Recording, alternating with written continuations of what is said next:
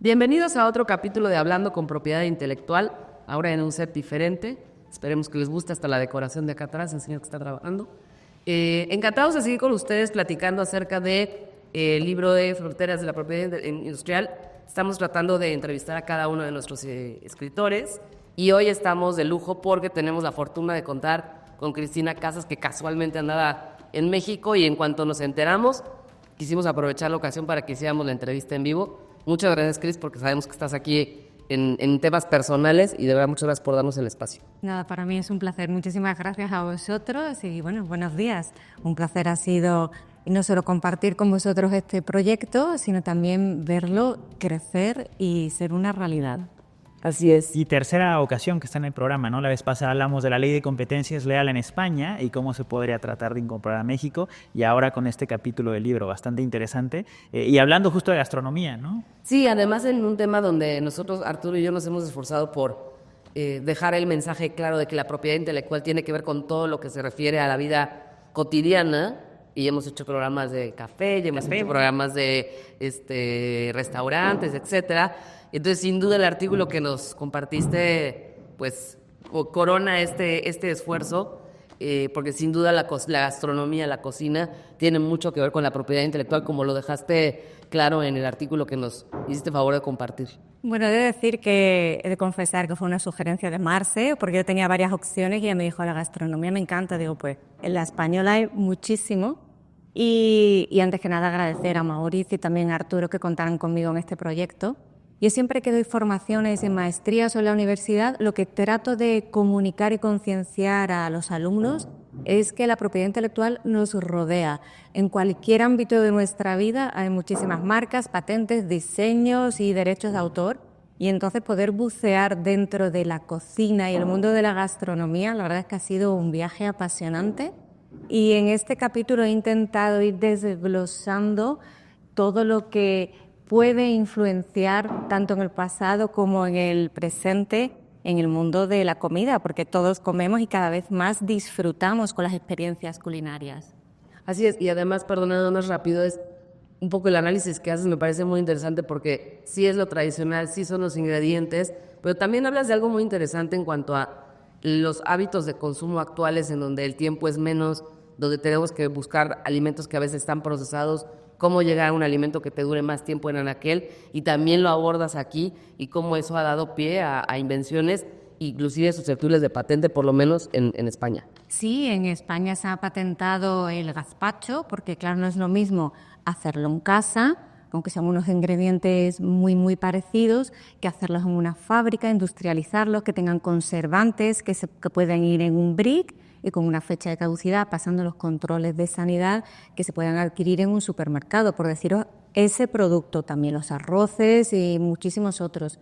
Entonces sí que ha habido recetas que se han podido patentar porque tenían esa novedad que hoy día en el mundo que vamos todos rapidísimo, que queremos agarrar algo y comerlo, pues bueno, pues le dota a la empresa de esa protección extra al haber hecho ese estudio para poder facilitar la vida al final al consumidor. Así es, ¿por dónde arrancamos? Patentes, marcas, derechos. Sí, justo, y me parece muy interesante también lo que mencionábamos sobre tratar de acercarnos a los consumidores tradicionales y tener como una flexibilidad en lo que platicamos, y el tema de las recetas, que lo hemos comentado en otros programas, de que en México es complicado. Vamos a explorar figuras que seguramente veremos después como secretos industriales, pero en el tema de España llama mucho la atención lo que mencionaste ahora, que el gazpacho puede ser patentado, ¿no? Entonces me parece interesante que dejemos con patentes. Y creo que el primer punto que llama mucho la atención de lo que escribías es que en la ley española no hay una definición de patente, no solamente se define lo que no es patentable. Exacto. Digamos que se acota la figura jurídica de lo que no puede ser y a raíz de ahí se va construyendo qué se puede patentar. ya sea químico, mecánico o electrónico. Por ejemplo, en España y en Europa no se pueden patentar con esa figura jurídica el software, que en Estados Unidos sí, ahora me contaréis si en México también o no, y se encaja en propiedad intelectual. Pero lo que son las recetas, si tiene realmente una novedad, de una alta distintividad, pues por ejemplo hemos hablado de gazpacho, pero las tortillas de patata, que también las hacemos en casa, pero que se puedan refrigerar y que el huevo, o mejor dicho la huevina, aguante y no sea perjudicial para el consumidor, también es una patente. Se van patentando todos los pasos con todos los condimentos y los conservantes hasta llegar a ese resultado. Entonces sí que tenemos algunas patentes ahora de recetas, pero porque tienen esa novedad o esa invención que lleva la tecnología. Las que no, las que son populares, al final forman parte del dominio público, de la cultura, o en algún caso se puede enfocar en derecho de autor, en algún caso muy limitado. Quiero decir. Sí, pero en el caso, por ejemplo, de la tortilla que comentas y el gazpacho, es mi impresión que lo que es susceptible de protección vía patente es realmente como ese proceso adicional que permite que se preserve por más tiempo o que la refrigeres más allá de la receta tradicional, ¿no? Claro, no es el producto. O sea, yo podría hacer gazpacho libremente. Perfecto. Y un competidor podría hacer un gazpacho que te diga tiene que comer en 2 días. Lo que están protegiendo es como toda esa formulación que permite. Exactamente, ¿sí? Exactamente. Es una formulación y es un procedimiento. Y entonces combinando ambos da un resultado. La pregunta típica que me hacen, por ejemplo, mis alumnos es: ¿qué pasa? ¿Y ya no puedo hacer tortilla de patata en casa, que ya la hacía mi abuela de toda la vida? Hombre, por supuesto que se puede hacer. ¿Y no puedo venderla? Por supuesto que se puede comercializar. Pero siguiendo esos pasos con esos conservantes, esa forma de refrigeración y luego otros derechos de propiedad industrial, que es el packaging, diseño industrial y la marca, eso lo podrá hacer el titular de la patente. Ya. Sí, eso es interesante y también eso es el proceso, ¿no? Pero las creaciones estéticas que también mencionas, que ahora en todos estos programas de Netflix, de MasterChef y todo eso, que de repente se evalúa incluso el emplatado, ¿no? Y el emplatado como una creación estética también podría ser protegido, ¿no? Claro, todo lo que es el emplatado, la decoración del lugar, de las mesas, todo eso forma parte de la propiedad intelectual como derecho de autor. Al final lo crea el ser humano, ya lo sabéis vosotros, pero tiene una característica muy particular y es que va asociado a una creación muy personalizada de un producto concreto y tiene una protección automática que es muy sólida. También me preguntan mucho, entonces, ¿qué pasa? ¿Que cojo un boli y hago una raya y ya es mía la obra? Digo, bueno, pero no tiene la distintividad suficiente, es decir, que tiene que tener unos elementos característicos esenciales para que al final sea un derecho que nosotros podamos defender y que sea útil para el empresario y que el consumidor lo identifique bien. Pero me quedé pensando ahorita en el emplatado. Digo, hay chefs que además de que son buenos para cocinar y las recetas, y la calidad de la materia prima, porque son como muchos elementos los que tienen que ver para que llegues a un buen plato, ¿no? O sea, la materia prima, la técnica, la combinación de colores, etcétera. Pero fijándonos en la apariencia estética del plato, se me ocurre si un chef que ahora está muy de moda, que hacen unas presentaciones espectaculares que ya no te la quieres ni comer, ¿no? Pues podrías inclusive reclamarla como una obra artística. Bueno, decir, a ver, pues esta presentación que yo ideé, que sí está elaborada y que tiene una distintividad, como dices tú, te puedes tomar hasta una foto. Sí, en muchas ocasiones entonces es la presentación. Claro. Bueno, las propias presentaciones de PowerPoint y las formaciones están reconocidas como derechos de autor. Entonces, las creaciones estéticas, siempre que tengan distintividad y originalidad, yo creo que se pueden proteger. Hay que explicarlo todo, igual que protegemos cómo hacemos una determinada presentación, ¿no? de cualquier otro producto. Lo que ocurre que yo creo que tiene que estar muy elaborada y ser diferente. Tiene que tener un punto diferente, porque si no, no es más que una forma de, bueno, ¿cómo pongo la carne en el plato con las patatas? No, es una forma diferente de emplatarlo, propia de ese lugar y que todo conlleva una experiencia gastronómica. Es que pensando en esa experiencia gastronómica, no sé si tú has ido aquí, hay un restaurante, no voy a hacer anuncios, pero hay un restaurante en donde el postre, que es la especialidad, te lo traen y es como un pastel y arriba del pastel viene un tubo. No, sí lo estás ubicando, ¿no? Bueno, Okay. Es un tubo, Ajá. y entonces el tubo lo llenan de como una leche condensada con, ¿Se derrite o algo con así? ron y trae como varias cosas. Y entonces te llevan al plato, o sea, te llevan a la mesa eso, y es todo un como rito. Entonces ya levantan el tubo, y entonces cuando levantan el tubo se baña el pastel. Eso creo que podría aplicar como performance, o no sé. Yo creo que podría aplicar, pero, Sí, pero pero- hay que desarrollarlo todo bien, hay que ver si había también algo antes parecido. Que se inspiraron en Que alguien se más. inspiraron, sí, la inspiración que es muy peligrosa, ¿no? Muy buena, muy peligrosa. Pero sí, yo creo que todas esas presentaciones que tienen un plus extra al servir comida, sino que es un ritual, es una apariencia del artista, es parte del trabajo del artista, porque supongo que ahora lo veremos, lo que ha ocurrido en el mundo de la cocina es lo que ha ocurrido con la música o los pintores o luego los deportistas que se han convertido en artistas. Y entonces la gente quiere ir a ver el trabajo de este chef en particular, cómo lo hace, lo que comentabas antes de la materia prima, pero también el lugar, cómo lo explica, cómo lo presenta. Y yo creo que todo forma parte de su propia creatividad. Y hace rato mencionas, por ejemplo, el postre, pero también incluso en mixología, ¿no?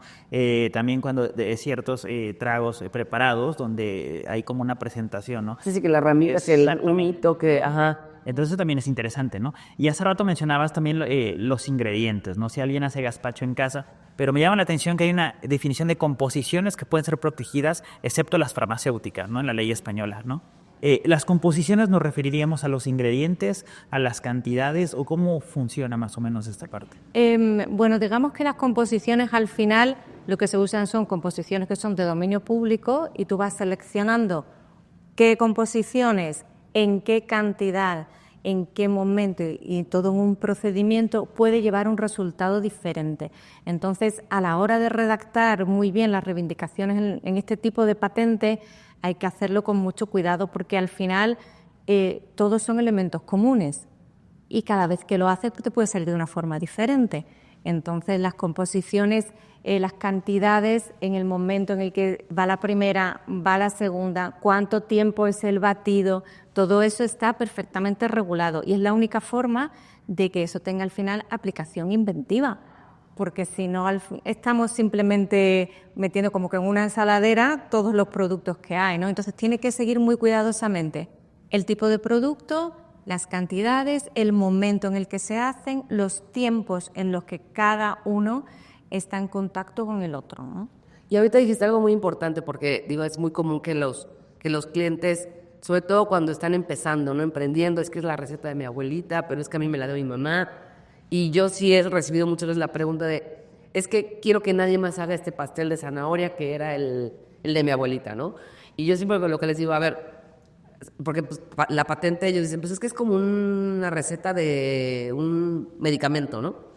Y yo lo que siempre les digo es, a ver, la actividad inventiva es muy importante en este tipo de invenciones, porque igual y a mí si me das este pastel que les platico, pues yo no tengo ni idea de qué contiene.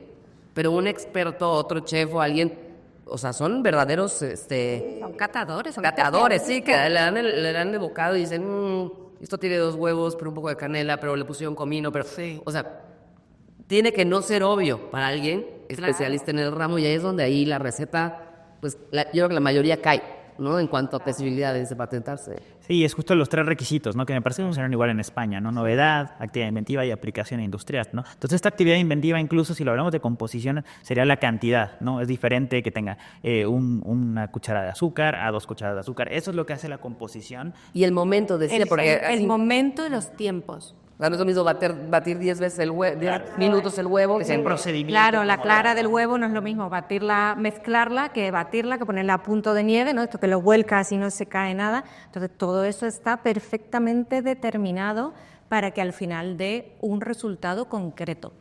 O igual la técnica, por ejemplo, que ahora está muy de moda, que todo lo espuman, ¿no? Todo. Entonces todo es con espuma de crema. Y pues uno quisiera la crema ahí, pero... Claro. O este chef, ¿se acuerdan con la sal? Sí, exacto. Pero dígalo con su marca personal, ¿no? Nuevamente, ¿no? Que es una marca, una motion mark también podría ser una marca en movimiento, ¿no? Que era la cantidad de azúcar que le ponía de sal, pero Pero ya como por dos sauga. Sí, de hecho sale en el vuelo de Iberia, sale un fragmento haciendo eso.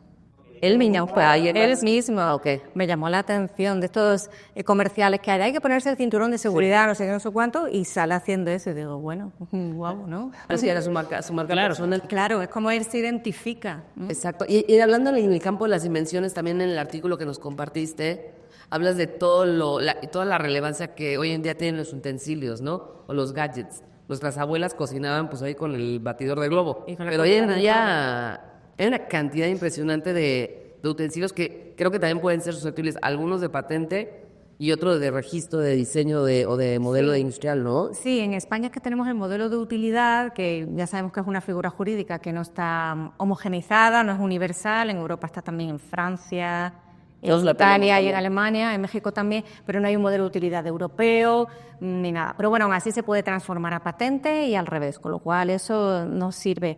Pero sí, todos los tipos de gadgets e instrumentos suelen ser, a menos que sean robots de cocina que tienen algún tipo de mecánica, suelen ser modelos de utilidad. Y lo que ha ocurrido en la gastronomía es algo muy curioso que comentábamos al principio, es que por un lado cada vez tenemos menos tiempo para cocinar y entonces nos vamos a lo que ya está hecho, que se puede, por ejemplo, lo que os decía de la tortilla de patata, alimentos que vienen refrigerados y con su patente o sin ella, pero por otro lado, nuestras propias cocinas se han industrializado con respecto a los de nuestros abuelos, porque nuestros abuelos tenían el fuego, la olla, ¿no? O la cacerola, no sé cómo se dirá en México, la cuchara de palo, el fuego y poco más. Pero hoy día nosotros tenemos un montón de robots de cocina, que es espumadera, que es para partir la pizza el cortador, que si para agarrar los espaguetis que es así. De varitas. Yo abro mi cajón y digo, por favor, si es que somos 2 en casa y aquí parece que vienen 5 personas o 10 personas. Hay para todo, incluso voy a poner el foie, no, un cuchillo especial para el foie. Todo eso son modelos de utilidad o diseño industrial. Dependiendo si cambia simplemente la ornamentación, ya sabéis, la estética, o tiene algún tipo de funcionalidad y lo podemos encajar como modelo de utilidad.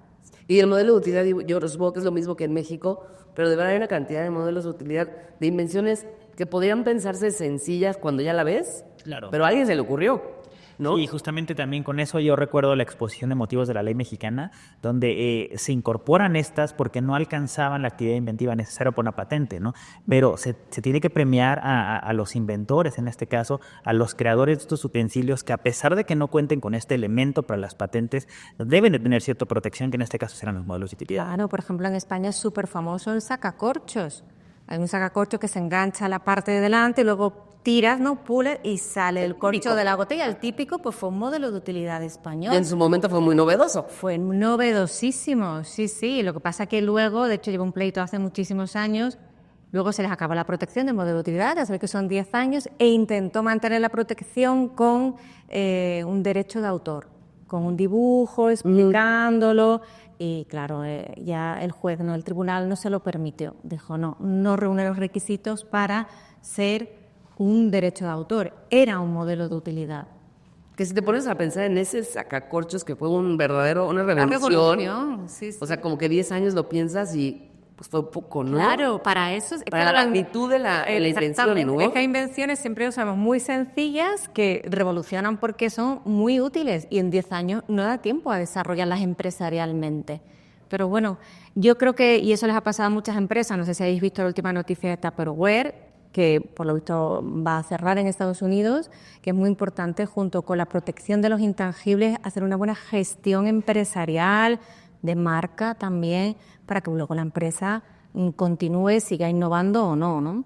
Que están operando con un modelo muy antiguo, ¿no? Que creo que eso es lo que los llevó a esta situación complicada, ¿no? Y digo, también si me apuras, la marca no la protegieron también como debieron ellos mismos. Sí, claro, también. Es que hay que defender, ¿no? Estamos de acuerdo que es parte de nuestro trabajo, es decir, no solo hay que registrar, lo que hay que defender para consolidar ese derecho y que sea fuerte y bueno.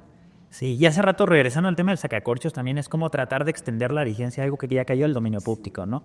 Que podemos hablar en muchos otros programas sobre protección acumulada, donde lo hemos hecho, y a veces se trata de extender la vigencia de derechos, tratando de explorar otras, que fue el caso del sacacorchos, pero bueno, en este caso ya había expirado la vigencia, justamente se tratan los derechos de autor, y por eso la importancia de encontrar la figura jurídica adecuada y no tratar de extender vigencias a través de diferentes figuras, ¿no?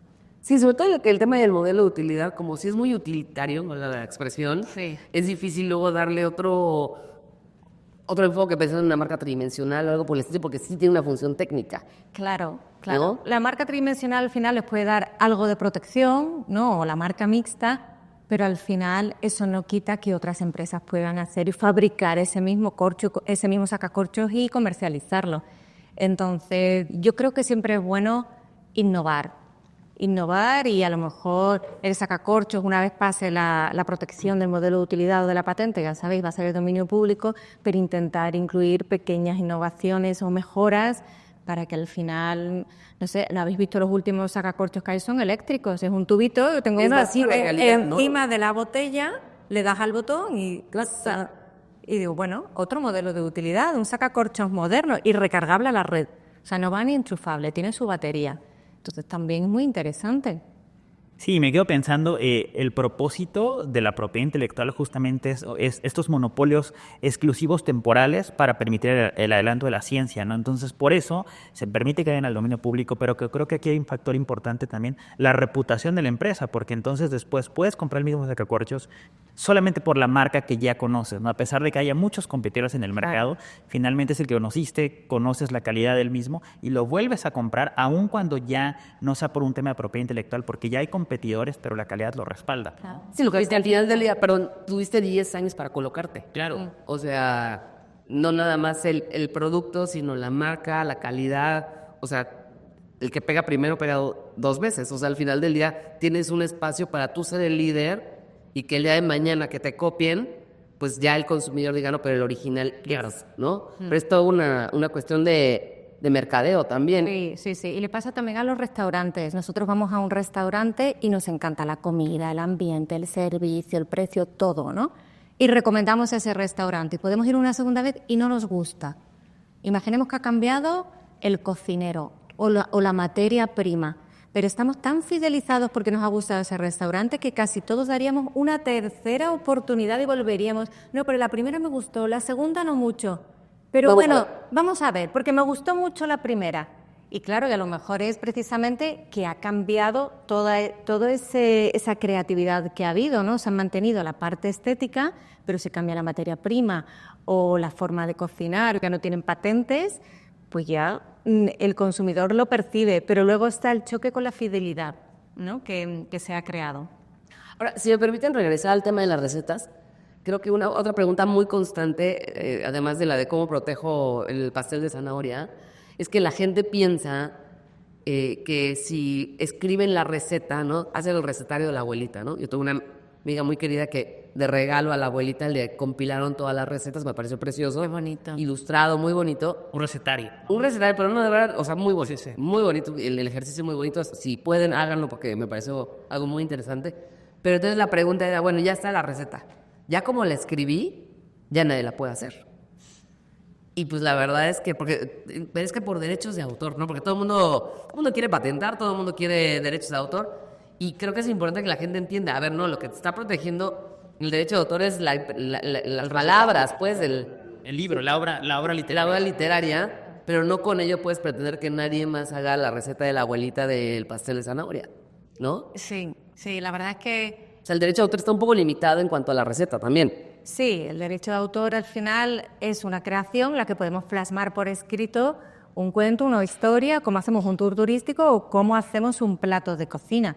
Pero eso no quiere decir que nos esté dando un derecho en exclusiva al ius iutendi, ius prohibendi, para prohibir a otro a que haga ese plato de cocina, que además no ha pasado ningún examen, cosa que las patentes sí pasan. Entonces, claro, tiene que cumplir con los 3 requisitos para yo poder, no yo, sino el titular, tener el monopolio y la exclusividad, ¿no? Entonces, desde luego, siempre que se puede, yo recomiendo en la pirámide la patente. Y a partir de ahí vamos viendo qué figura jurídica, en función de los requisitos que se van cumpliendo, pues se puede otorgar la protección determinada que sea. ¿Tú ubicas alguna patente en México para receta? No, justamente se explora la opción de los secretos industriales, ¿no? Pero es justo lo que quiero llegar, porque me llama mucho la atención que no es un caso aislado, no es como decir la patente del gazpacho, hay tortilla española, hay muchísimos Sí, hay. recetas. Son actuales, sí. Sí, entonces no es un caso aislado que es bueno, es un caso de estudio porque es el único, sino tenemos una cantidad interesante, ¿no? E incluso también mencionas ahí la definición de comida preparada, ¿no? Que también es interesante justo por lo que mencionabas de la comida congelada o procesada, ¿no? Que bueno, por lo menos en México no tenemos una definición legal de comida preparada como existe en España, ¿no? Sí, pero supongo que porque como en España también se cocina mucho y se ha empezado a registrar antes, ya sabéis que cuando se empieza a proteger se comienza a crear la casuística y se le acompaña la legislación. Entonces, en el momento que se empieza a registrar en México, empezará a haber denegaciones, concesiones, estudios, casuística y se podrá explorar esa vía también. Sí, lo que pasa es que digo, yo ahorita no tengo en mente que haya algún caso específico. Lo que quizá para redondear el tema de invenciones, lo que también creo que podríamos platicar brevemente es, o sea, por ejemplo, las variedades vegetales también tienen un choque tangencial con el tema de la cocina, porque finalmente pues, habla de semillas, habla de especies vegetales, de frutas, que derivado de ciertas características que logra el obtentor, le dan cierta durabilidad o cierta resistencia, y pues al final del día es la materia prima de lo que cocinas. Sí, hay casos, bueno, en México se intentó, hicimos un programa sobre figuras equivocadas, ¿no? Los tacos de canasta, tratando de con una indicación geográfica. Ah, bueno, pero eso es para el siguiente. Exactamente, ¿no? Pero justo estas figuras incorrectas, pero no, respondiendo, creo que en México no tenemos nada semejante, ¿no? No, todavía. Al menos no bajo la figura de una patente, ¿no? Sí, sí, y sí es muy común que te pregunte la gente, el que nosotros le decimos el Juan de a pie, te diga, porque ¿qué? Pues quiere proteger como el acervo familiar a través de la propiedad intelectual, ¿no? Totalmente. Pero bueno, justamente eso es una de las figuras que mencionas el libro con las patentes y tenemos mucho espacio también para platicar de otras figuras, ¿no? Sí, porque creo que a mí en lo personal me gustaría mucho platicar también el tema de las especialidades tradicionales garantizadas, que creo que en España tienen como, bueno, en Europa en general, tienen mucho uso y responderían los famosos tacos de canasta. Claro, y hablar de competencias real, de marcas también, ¿no? Y otras figuras. Entonces no se pierdan el siguiente capítulo, no les voy a prometer que va a haber aquí cocina, ni jabugo, ni nada por el estilo, pero, porque Cristina se me olvidó, pero podemos platicar de signos distintivos si les parece y cómo entran a la cocina. Estupendo. Nos vemos en el siguiente capítulo.